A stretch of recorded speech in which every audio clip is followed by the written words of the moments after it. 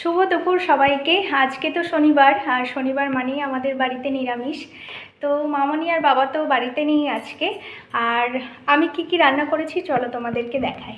আজকে করেছি fried rice করেছি, তার সাথে আছে এখানে পনির, সাদা পনির করেছি, ওই কাজু তারপরে হচ্ছে পোস্ত বাটা এইসব দিয়ে করেছি। আর মামনি করেছে হচ্ছে আমের চাটনি। তো দুপুরের মেনুতে এগুলোই আছে। আর সকালে খেয়েছিলাম, মামনি করেছিল ডাল আলু ভাজা, তার সাথে বেগুন ভাজা ছিল, সবাই সেটা দিয়েই খেয়েছি। এখন ঘড়িতে প্রায় 2টো বাজে, রনি এখনই চলে আসবে ওই 2:10-15-এর মধ্যে।